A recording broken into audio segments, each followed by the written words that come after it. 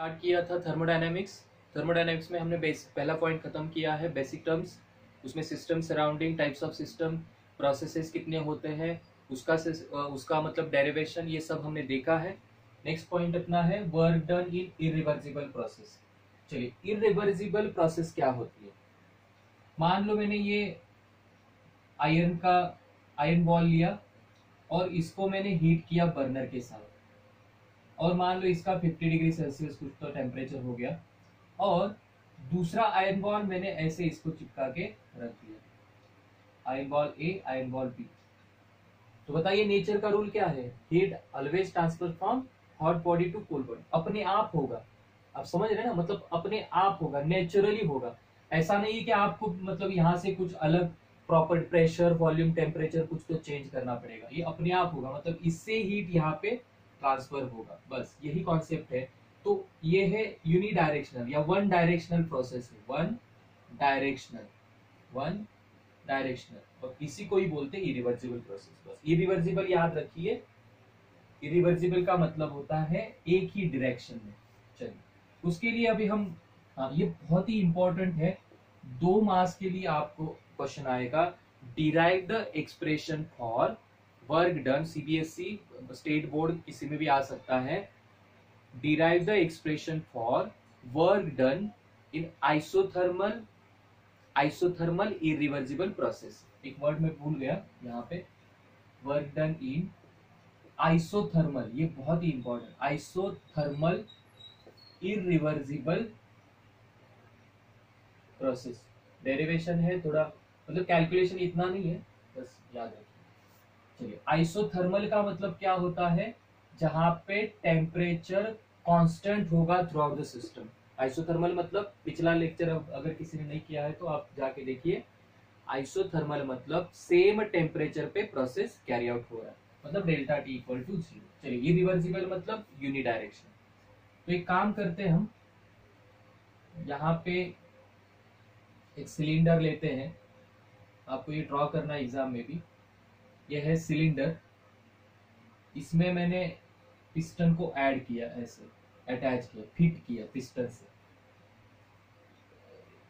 इस मान लो ये पेन है, पेन में रिफिल होता है ना, तो ऐसे हम क्या करते हैं, उस वो एज अ पिस्टन, देखिए ऐसे, मतलब ये पिस्टन है ऐसे। तो किचन में जो सिलेंडर होता है उसमें मान लो अब आपने ऐसे पिस्टन रखा जो ऐसे ऊपर नीचे होता है। तो अभी मैंने क्या किया, पिस्टन को ऐसे रखा और पिस्टन ऐसे स्टेडी हो गया। अब अगर मैंने गैस को हीट किया, आप जानते हैं कोई भी गैस हीट होता है तो अपने आप पिस्टन, मतलब वो गैस एक्सपांड होगा। गैस को का टेम्परेचर बढ़ाने से गैस होता है एक्सपांड, फैलता है ना, ऐसे जहां पे उसको स्पेस मिलेगा फैलेगा, तो वो पिस्टन को ऊपर करेगा, मतलब एक्सपांशन होगा। और गैस का टेम्परेचर आप अगर कम कर रहे हैं तो पिस्टन नीचे आएगा, मतलब वो होगा कंप्रेशन, कंप्रेशन, है ना। चलिए, तो यहां पे मैंने बस एक बात है, आइसोथर्मल है, इरिवर्सिबल है। हम यहाँ पे एक cylinder, consider a cylinder, consider a cylinder heated with weightless, उसका वेट हम कंसीडर नहीं करेंगे, फ्रिक्शनलेस, फ्रिक्शन भी कंसीडर नहीं करेंगे, पिस्टन।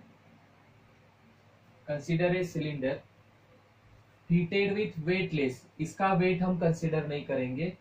फ्रिक्शन मतलब ये जो सिलेंडर है मेटल का है, और पिस्टन भी मान लो मेटल के जैसा ही है, तो उसमें फ्रिक्शन नहीं होगा। उसके लिए हम लुब्रिकेंट लगाते हैं ना, ऑयली ग्रीस लगाते हैं उसमें। Frictionless piston with gas, consider a cylinder with gas, बोली इधर ही, cylinder fitted with weightless frictionless piston with gas. चलिए, इसमें गैस है, गैस। अब क्या करेंगे हम, मान लो इसका एरिया है, ये गैस है यहाँ पे,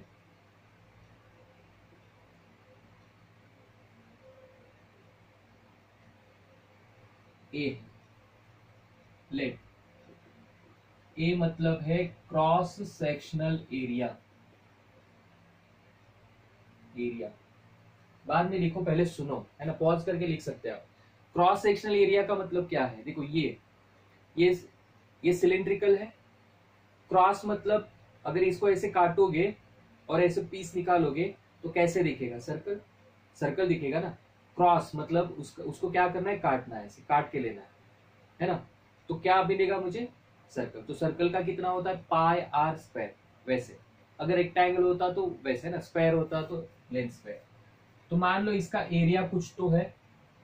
अब क्रॉस सेक्शनल एरिया ए है, यहाँ पे जो एक्सटर्नल प्रेशर है उसका भी मतलब यहाँ पे पी एक्सटर्नल है। जनरली 1 एटमॉस्फेयर होता है, लेकिन हम यहाँ पे पी एक्सटर्नल कुछ तो अज्यूम करेंगे। Now a gas is allowed to expand, इतना लिखिए बोर्ड में मार्क्स आ जाएंगे।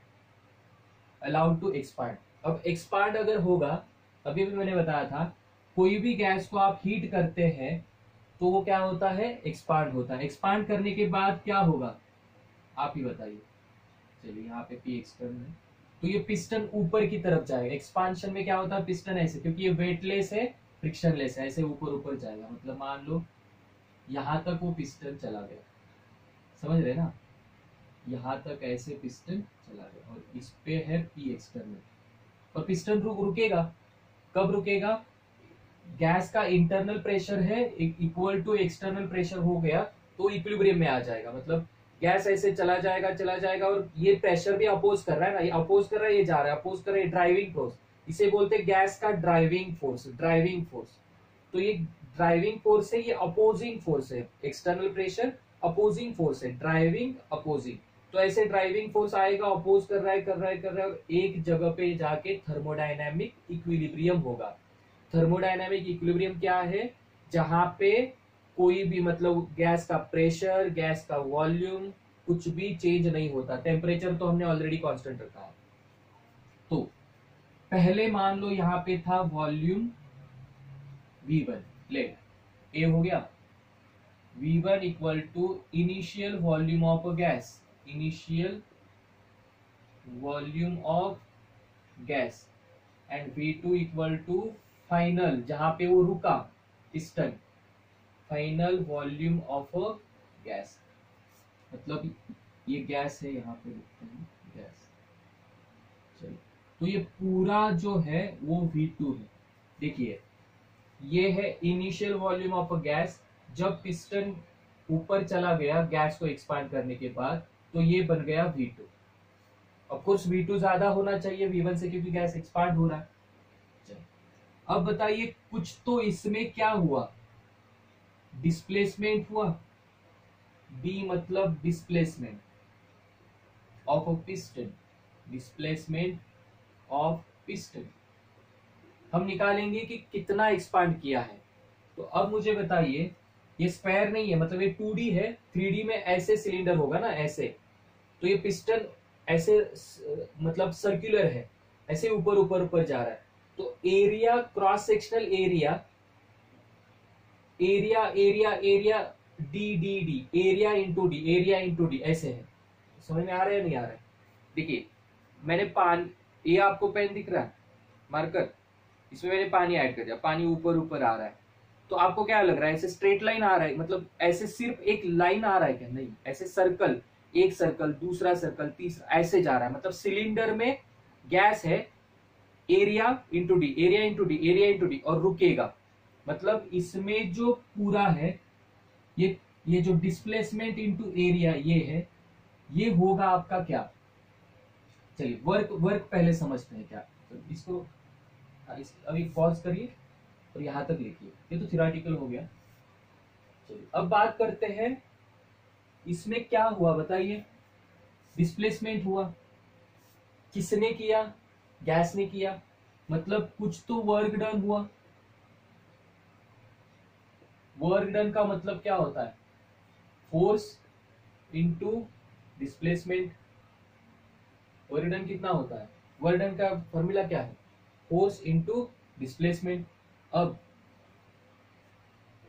फोर्स मतलब F कंसीडर करते, F इंटू डी, लेकिन फोर्स जो है, force is in the form of pressure. समझिए बात को, क्यों क्यों मतलब ये मैकेनिकल फोर्स नहीं, एक पिस्टन ने, सिलेंडर ने पिस्टन को नहीं वहां पे अप्लाई कर दिया, मतलब एक्सर्ट किया है प्रेशर, गैस ने, मतलब ये प्रेशर है। गैस में ऐसी कौन सी प्रॉपर्टी है जिससे पिस्टन ऊपर चला गया? तो आप जानते हैं गैस में कौन सी प्रॉपर्टी है, बताइए, प्रेशर।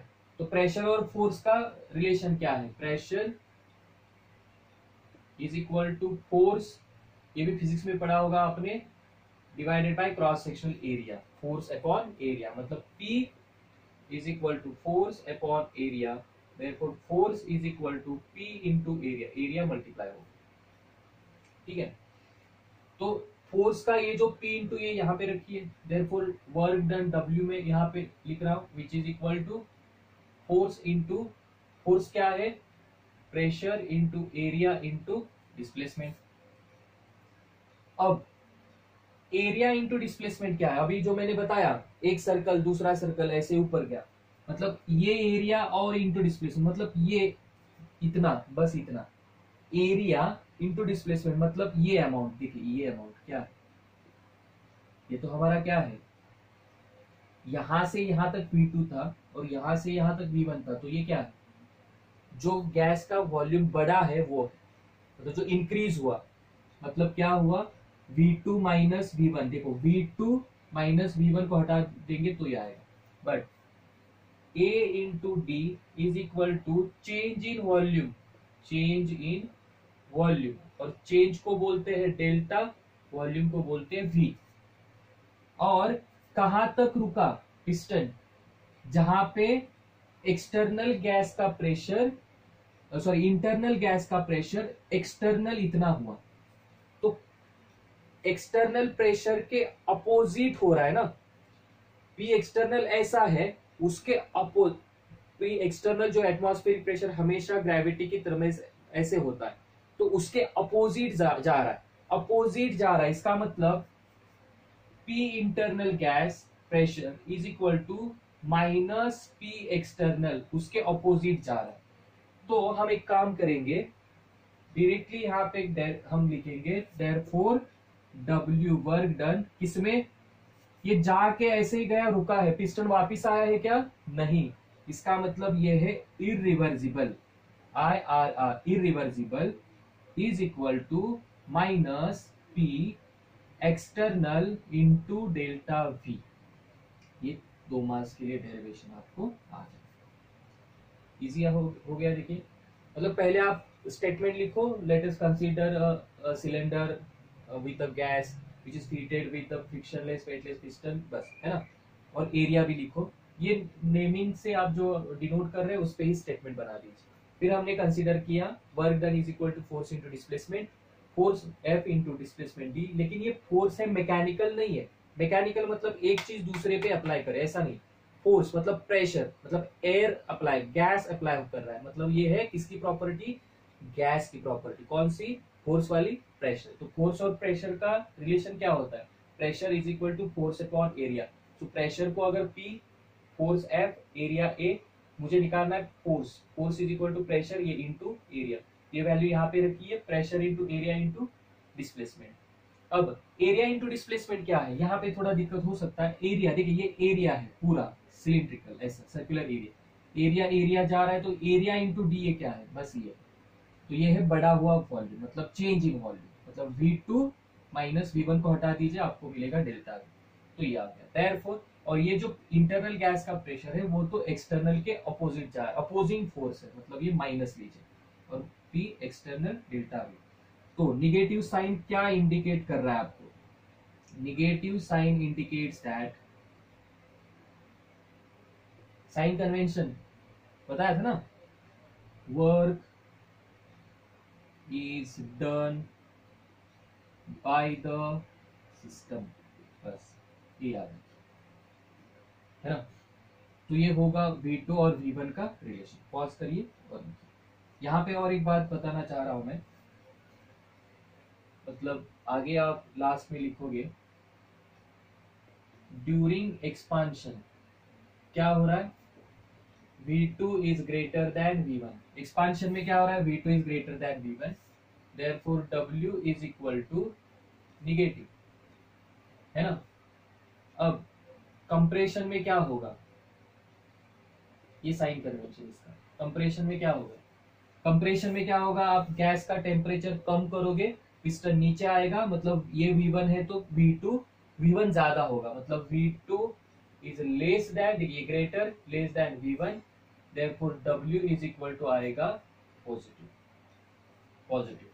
हाँ, बहुत ही इंपॉर्टेंट चीज आपको न्यूमेरिकल्स में, चाहे वो कंप्रेशन देंगे वर्क या फिर एक्सपांशन देंगे, आपको एक ही फॉर्मूला यूज करना है, W irreversible is equal to minus P external delta V। Students क्या गलती करते हैं यहाँ पे, वो कंफ्यूज करते हैं, कंसीडर गैस इज कंप्रेस्ड, तो बच्चे यहाँ पे निगेटिव का पॉजिटिव बना देते हैं। ऐसा नहीं करना है, आपका फाइनल आंसर पॉजिटिव आएगा। तो याद रखिए, एक्सपांशन हो या कंप्रेशन, आपको इरिवर्सिबल वर्क के लिए यही फॉर्मूला यूज करना है। चलिए अब देखते हैं, तो आइसोथर्मल था ये तो आप जानते हैं। अब देखते हैं work done during work done in isothermal reversible, reversible. अब ये रिवर्सिबल क्या है देखते हैं। रिवर्सिबल का मतलब क्या है देखते हैं, बताइए। रिवर्स, ये सिलेंडर है, इसमें आपने गैस लिया, पिस्टन है, गैस को एक्सपांड कर दिया, मान लो ये पिस्टन यहां से यहां चला गया, ऐसे इतना हो, मतलब बढ़। लेकिन मान लो यहाँ पे अगर आपने कोई वेट रखा होता, वेट वेट है ना, कोई भी नॉर्मल, मान लो डस्टर रखा, मान मतलब एक्सटर्नल प्रेशर जो एटमॉस्फेरिक है उससे अलग, मतलब हमने वेट रखा 10 ग्राम 50 ग्राम जो वेट होते ना लैब में, वो रखा, तो क्या होगा, पिस्टन वहीं पे ही रुक जाएगा। इसका मतलब क्या हुआ, देखिए एक्सटर्नल प्रेशर जो है वो हमने ऐड किया, अब 10 किलो जूल हीट देने से ये पिस्टन यहां से यहां जाता है, मतलब इतना चेंज, इतना। लेकिन मैंने वेट रखा तो पिस्टन उधर ही है, मतलब अभी भी वो ऐसे, मतलब अगर वेट को हटाएंगे तो क्या होगा, वापिस ऐसे आएगा, फिर वेट रखोगे तो क्या होगा, रिवर्स होगा। मतलब वाटर को हम हीट करते तो स्टीम आता है, स्टीम का पानी भी हो सकता है। याद रखिए, कोई भी एक चीज है, ड्राइविंग फोर्स है, और उस पर अगर आपने एक्सटर्नल प्रेशर अप्लाई किया तो वो अपोजिंग हो रहा है, मतलब रिवर्स आ रहा है। अब देखिए रिवर्स है ना, मतलब ऐसा प्रोसेस जिसमें डायरेक्शन रिवर्स होता है उसे बोला जाता है रिवर्सिबल प्रोसेस। तो हम यहाँ पे आइसोथर्मली कंसीडर कर रहे हैं। अब हम एक काम करेंगे, वेट को रखेंगे, ये डायग्राम आपको बनाना पड़ेगा। पहले समझिए क्या है कॉन्सेप्ट, क्या है वो समझिए।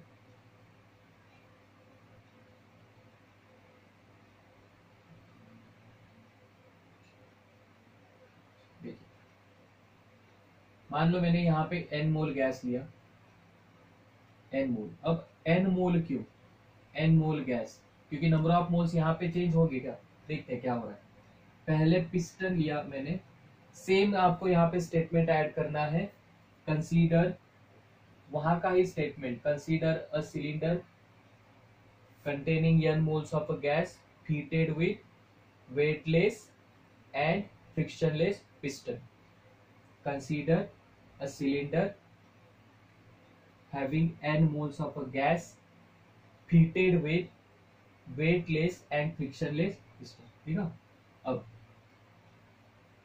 हम 1 2 3 और 4 हम क्या करेंगे, यहाँ पे रखेंगे वेट्स, 5 या 10 ग्राम के ऐसे वेट्स रखेंगे। अब क्या होगा, हमने गैस को अलाउ किया एक्सपांशन, गैस का मतलब हीट कर दिया, गैस को हमने हीट कर दिया। अब हीट करने से क्या होगा, गैस में एक्सपांशन होगा, मतलब एक्सपांशन मतलब पिस्टन क्या होगा, ऐसे ऊपर जाएगा। लेकिन अब ये वेट है मतलब यहाँ पे अब क्या है, पी एक्सटर्नल जो है वो क्या है, ये वेट है। उसके साथ साथ एटमॉस्फेरिक भी है, लेकिन अब ये वेट तो मतलब क्या है, ये वेट का और पी एक्सटर्नल, उसमें ज्यादा किसका प्रेशर होगा, अपोजिंग प्रेशर वेट का होगा। तो मैंने पी एक्सटर्नल यहाँ पे रखा है। अब एक काम करते हैं, अभी भी गैस में वो पावर आ चुकी है, मतलब एक्सपांशन वाला, मतलब ऐसे ऐसे ऐसे आ रहा है। अब वेट, जैसे ही वेट को हटाएंगे ऊपर आएगा। मान लो मैंने यहाँ पे एक वेट कम कर दिया, तो गैस क्या होगा, यहां तक आ गया। चलिए यहाँ पे वेट कितने दिखाते हैं, अभी 3 वेट है, यहाँ पे 4 वेट। सेम डायग्राम आपको बोर्ड में भी दिखना है, 1 2 3। तो मैंने पी एक्सटर्नल जो पी था, एक वेट कम कर दिया। अब वेट तो हम मतलब मास इंटू जी ऐसे नहीं कर सकते, हम एक काम करते हैं, कितना वेट कम किया, थोड़ा स्मॉल चेंज हमने प्रेशर कम कर दिया, स्मॉल चेंज। यहाँ पे वेट मैंने कंसीडर किया है, लेकिन हम वो मैथमेटिकली कैलकुलेट नहीं कर सकते उसको। एक हाँ हम समझ सकते हैं कि मैंने उसमें थोड़ा स्मॉल, उसमें से प्रेशर को कम कर दिया, मतलब ऊपर ऐसे प्रेशर था, मैंने स्मॉल ऐसे हटा दिया तो पिस्टन ऊपर आ गया। तो ये स्मॉल चेंज केमिस्ट्री में क्या होता है, मैथमेटिकली भी क्या होता है, डेरिवेटिव लेते हैं। हाँ देखिए, अगर बायो के स्टूडेंट है, डेरिवेटिव इंटीग्रेशन यहाँ पे लगने वाला है, मैं आपको बताऊंगा, आप टेंशन मत लीजिए। कैसे डेरिवेटिव, मतलब देखिए ये मार्कर है, उसके 1000 आप पीसेस करिए। पीसेस करना मतलब डेरिवेटिव, और पीसेस को जोड़ना मतलब इंटीग्रेशन, बस एक ही बात याद है। तो मैंने क्या किया, अब मैं क्या कर रहा हूँ, पीसेस में काट रहा हूँ, एक पीस निकाला, तो DP, DP derivative with respect to P, DP मतलब पी माइनस माइनस पी, मतलब ये ओवरऑल, मतलब ये 1 2 3 4 वेट्स, और पी एक्सटर्नल वो सारों का कंबाइंड जो है वो पी एक्सटर्नल, उसमें से मैंने एक को कम कर दिया, मतलब डीपी। अब बताइए ये जो चेंज हुआ, इनिशियली कहां पे था, इधर था, इधर था, चला गया इधर, मतलब ये जो चेंज है, ये कुछ तो चेंज आ गया। अब डीपी हटाया है, मतलब चेंज इन वॉल्यूम कितना होगा, डीवी, उतना ही होगा ना। मतलब देखिए, प्रेशर को कम करने से क्या हो रहा है, अभी भी देखा था हमने, क्या हो रहा है, वॉल्यूम चेंज हो रहा है ना, मतलब वॉल्यूम इंक्रीज हो रहा है। तो अगर मैंने डीपी मतलब प्रेशर, मतलब डीपी थोड़ा प्रेशर मतलब डीपी कम कर दिया, मतलब वॉल्यूम बढ़ेगा कितना, डीवी बढ़ेगा, ये याद है। अब मुझे बताइए, अगर डीवी बढ़ेगा तो W इक्वल टू था minus P external into delta we, ये किसका है, इरिवर्सिबल का। तो अब जब हमने ये वेट कम कर, ध्यान से सुनो, हमने प्रेशर को कम किया, कितना कम किया, डीपी इतना कम किया, चेंज इन वॉल्यूम कितना आ गया, डीवी इतना आ गया, मतलब उसमें कुछ तो वर्क हुआ, मतलब कुछ तो डिस्प्लेसमेंट हुआ। डी ये डिस्प्लेसमेंट का नहीं है, मतलब ये स्मॉल चेंज हमें वर्क का मिला, इसे ही हम बोलेंगे डी डब्ल्यू। थोड़ा मतलब सोच सकते, देखिए प्रेशर कम कर दिया मतलब वॉल्यूम बढ़ गया, मतलब पिस्टन ऊपर चला गया, कुछ तो डिस्प्लेसमेंट हुआ, एरिया इंटू डिस्प्लेसमेंट वही है चेंज इन वॉल्यूम, वही है वर्क। तो D W is equal to minus P external, P external कितना है अभी, P माइनस डीपी, और डेल्टा वी कितना है, डीवी। और एक बार देखिए, मैंने एक वेट को हटा दिया, मतलब मैंने स्मॉल चेंज इन प्रेशर, मतलब स्मॉल चेंज इन प्रेशर को कम कर दिया, मतलब माइनस डीपी। प्रेशर कम करने से क्या क्या होगा, पिस्टन ऊपर आएगा, पिस्टन ऊपर आना मतलब वॉल्यूम बढ़ना, और पिस्टन आगे आना मतलब वर्क होना। तो वो वर्क भी डी है, प्रेशर डी है, तो वॉल्यूम भी डी होगा, स्मॉल डी, और ये भी डी होगा।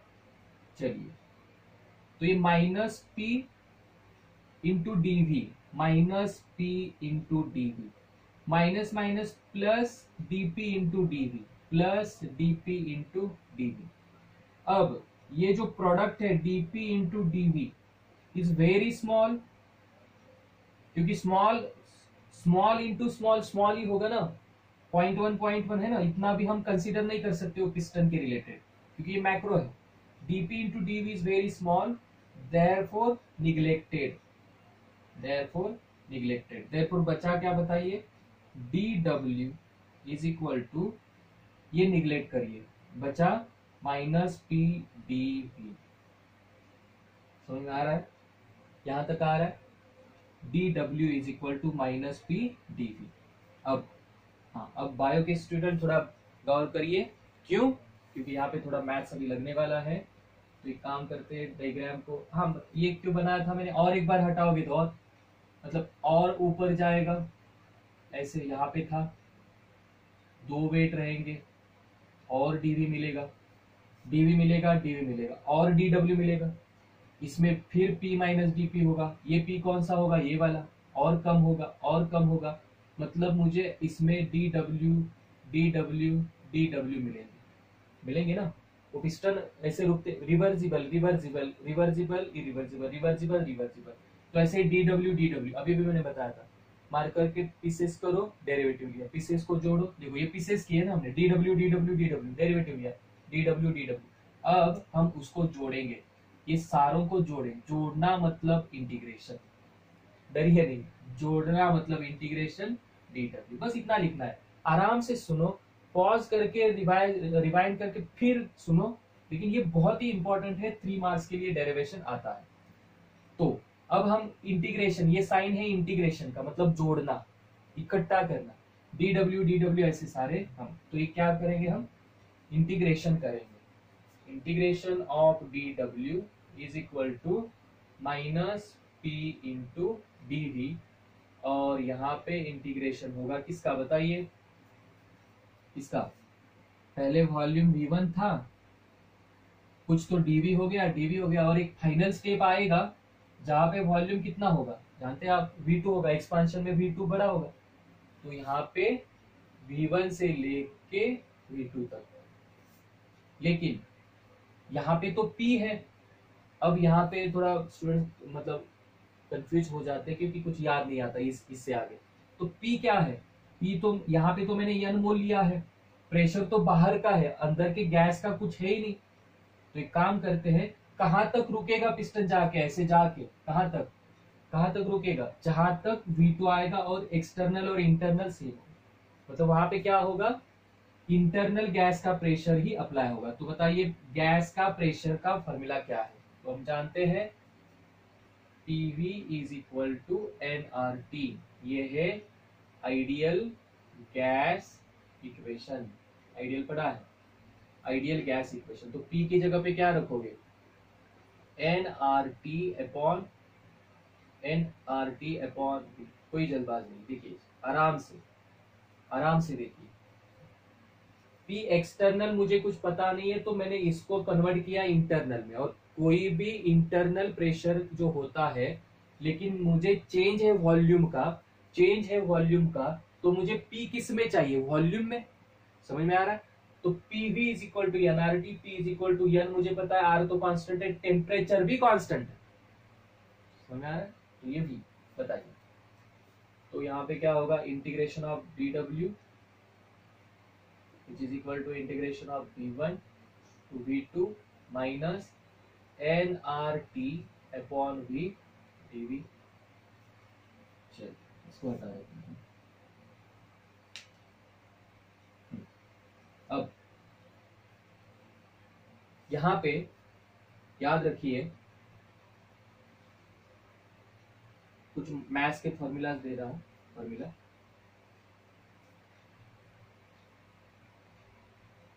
dx का इंटीग्रेशन होता है x, अगर आपने डेरिवेटिव देखा होगा, d by D X of यहाँ पे x इज इक्वल टू कितना होता है 1, और उसके ऑपोजिट 1 का with respect to dx integration क्या होता है x। चलिए इंटीग्रेशन डेरिवेटिव ऑफ आपने, चलिए साइन कॉस की बात नहीं करेंगे, कोई तो मेजर लीजिए, लॉग, हाँ, d by D X of log x to the base में इज 1 बाई एक्स, तो 1 बाई एक्स का विथ रिस्पेक्ट टू dx क्या होगा, log x या ln x। ln का मतलब क्या होता है, ln log का मतलब होता है टू द बेस 10x और ln का मतलब होता है to the base e, ln x याद रखिए, ln x। तो dx का इंटीग्रेशन होगा x, अभी अभी मैंने बताया 1/v या 1/x dx, अभी बताया ना, d/dx ऑफ ln x जिसका बेस e होता वो होता है 1/x, डेरिवेटिव के अपोजिट इंटीग्रेशन होता है, तो इसका इंटीग्रेशन क्या होगा, ln x। अब यहां पे मुझे 1/v आ रहा है तो इसमें क्या होगा, ln x। अब ln और log का क्या रिलेशन होता है, ln x मतलब natural log 2.303 log to the base 10x होता है, log मतलब बेस 10 log बुक का है ना, ln मतलब बेस e होता है हमेशा, याद रखिए। तो इससे कुछ काम बन रहा है क्या, देखते हैं, बताइए। x का डेरिवेटिव x, तो dw का सॉरी dx का इंटीग्रेशन x, तो dw का w, तो यहां पे होगा w reversible, minus P delta भी वो था इरिवर्सिबल। चलिए आगे, माइनस को कॉमन निकालते, यंग तो अपना नंबर ऑफ मोल कांस्टेंट है, आर कांस्टेंट है, टेम्परेचर भी कांस्टेंट है, क्यों, आइसोथर्मल प्रोसेस है। तो अंदर क्या बचा यहाँ पे, v1 v2 1/v dv। डर लग रहा है तो और पॉज करके भी फिर वो पढ़िए, है ना, टेंशन नहीं लेना है, ये फॉर्मूला याद रखिए बस। dx का x होगा, dy का y होगा, dw का w होगा, 1/x का ln x, 1/v का ln v, 1/t का ln t, समझ में आ रहा है, और ln x ये होगा। अब which is equal to minus nRT, ये लिखने का तरीका समझिए, ये v1 to v2 है, 1/v dv, 1/x dx कितना होता है, ln x, तो ये होता है ln v, और यहाँ पे ऐसे लिखने का तरीका है, स्क्वायर ब्रैकेट लगा दीजिए, ये है ऊपर का v2 और ये है नीचे का v1। लिखने का तरीका देखिए, v1 to v2 1/v dv, तो 1/v का इंटीग्रेशन, 1/x का इंटीग्रेशन क्या है, ln x, तो 1/v का क्या होगा, ln v, यहाँ पे v2 है, यहाँ पे v1 है, विच इज इक्वल टू, ये इंटीग्रेशन सॉल्व करने की प्रोसीजर है, 2-3 बार देख लीजिए, अपने आप हो जाएगा 1/v, और आपको वो न्यूमेरिकल्स में कोई भी नहीं पूछने वाला है, सिर्फ डेरिवेशन बोर्ड में लिखना है ना। तो 1/v ln v हो गया, v2 v1 माइनस nRT, लिखने का तरीका देखिए, एक बार v की जगह पे v2 रखिए और एक बार v1 रखिए, मतलब ln v2 minus ln v1। अब माइनस क्यों, इंटीग्रेशन में a टू b मान लो 1/x dx है, तो विच इज इक्वल टू होता है 1/x का ln x और ये b होता है a, ऐसे विच इज इक्वल टू एक बार b पुट अप करना पड़ता है माइनस एक बार a, ये इंटीग्रेशन की प्रॉपर्टी है, इसको याद रखिए। अब माइनस nRT ln, आपको पता है log a minus log b, convert करेंगे, log a minus log b क्या होता है, log a/b।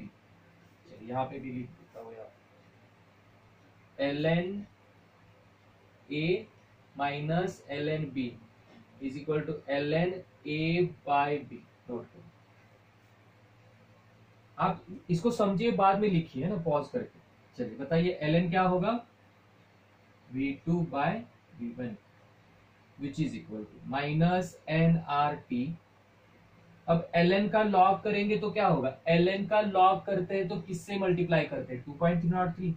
चलिए तो आगे लिखते हैं, माइनस 2.303, 2.303 कहाँ से आ गया, मैं ln का लॉग करने वाला हूँ, जब ln का लॉग करते हैं तो you should multiply by the factor 2.303, so 2.303 nRT log to the base 10 v2/v1, v2/v1, V1। तो ये हो गया W रिवर्सिबल, ये आपको 3 मास के लिए पूछा जाएगा। इसी को ही और यहाँ पे आप बाद में लिखिए, इसी को ही W मैक्सिमम वर्क भी बोलते हैं। यहाँ पे आगे रिवर्सिबल प्रोसेस के आगे मैक्सिमम वर्क ऐसे भी लिखिए, maximum work. Explain the maximum work, explain the concept of maximum work.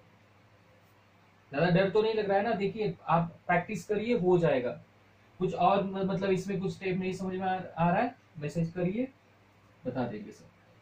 अब V2 V1, अब सोचिए हमारा क्या था, हमने P को V में कन्वर्ट किया था ऐसे। तो अगर मान लो मुझे प्रेशर चेंज देंगे तो न्यूमेरिकल्स में, ये जेई नीट सबके लिए, एडवांस के लिए, सबके लिए इंपॉर्टेंट है। हर बार ऐसे ही क्वेश्चन इस पे, सीईटी भी एडवांस में जो भी लीजिए, ये एक बहुत ही इंपॉर्टेंट कॉन्सेप्ट है। अब मैंने पी को वी में, तो वापस आपको पी में रखना पड़ेगा। तो वी का कन्वर्जन पी में कैसे करते हैं? Boyle's law, according to by Boyle's law. Boyle's law क्या है?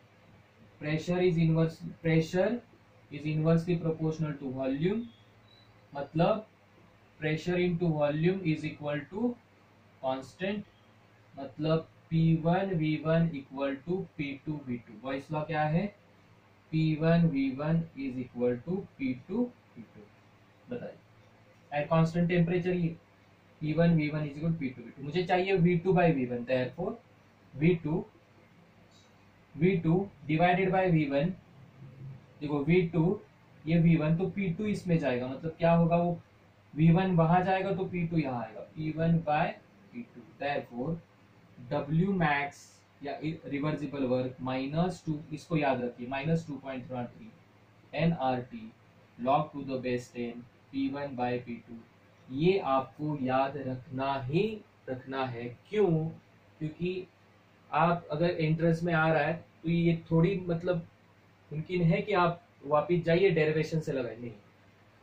W max या W reversible is equal to -2.03 nRT log to the base 10, या तो V2 by V1 या तो P1 by P2। तो आज यहाँ पे हमने work done, reversible irreversible work done को हमने डेरिवेशन के साथ देख लिया है। आप देखिए,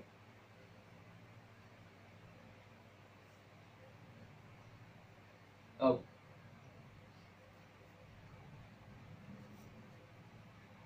बात करते हैं first law of, internal energy देखते हैं। इंटरनल एनर्जी क्योंकि उसके लिए इंपॉर्टेंट है। इंटरनल एनर्जी देखिए, नमक जब हम पानी में ऐड करते हैं NaCl, तो अपने आप क्या होता है, आयोनाइज होता है Na+Cl-। तो उसमें क्या है, देखो बहुत सारे टाइप्स की एनर्जी होती है। मतलब खुद सब्सटेंस में पेट्रोल को आप इग्नाइट करोगे तो वो अपने आप जल जाता है, मतलब वो कंबस्ट हो जाता है, मतलब उसमें कुछ ना कुछ तो होगा। नंबर 1 उसमें होता है रोटेशनल एनर्जी, मतलब मॉलिक्यूल वाइब्रेट होते हैं, रोटेट होते हैं, ऐसे वाइब्रेट होते हैं। काइनेटिक एनर्जी होती है ना, मतलब a substance having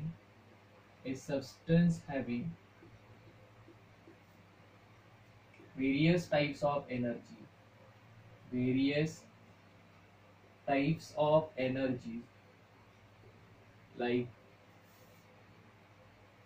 rotational energy,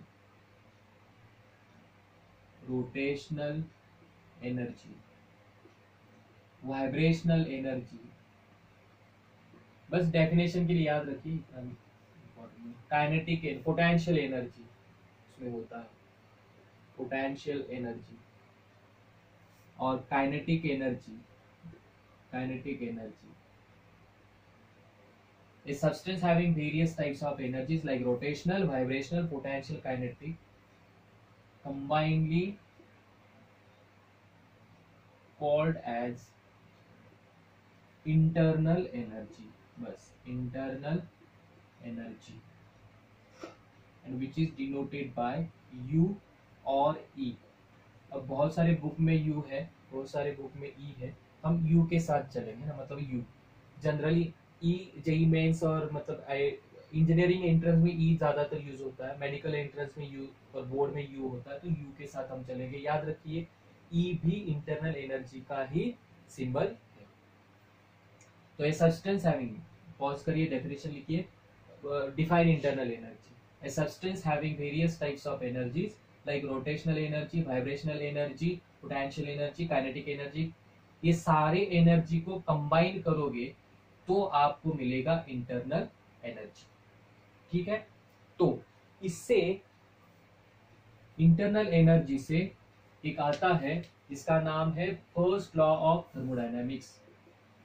first law of thermodynamics, first law of thermodynamics क्या है लॉ? देखिए सबको ये बाय हार्ट होता है ना, energy neither created nor destroyed, वही है statement 1, energy neither created nor destroyed but it can be converted into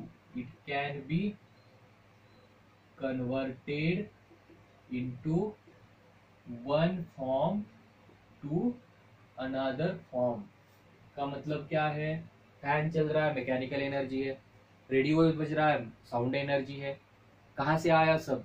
switch लगाओ, इलेक्ट्रिकल एनर्जी साउंड एनर्जी में, इलेक्ट्रिकल एनर्जी काइनेटिक एनर्जी में, इलेक्ट्रिकल एनर्जी बैटरी क्या है? केमिकल एनर्जी है ना। ये सारे क्या है? One form to another form. तो ये है स्टेटमेंट। और एक स्टेटमेंट है एनर्जी ऑफ यूनिवर्स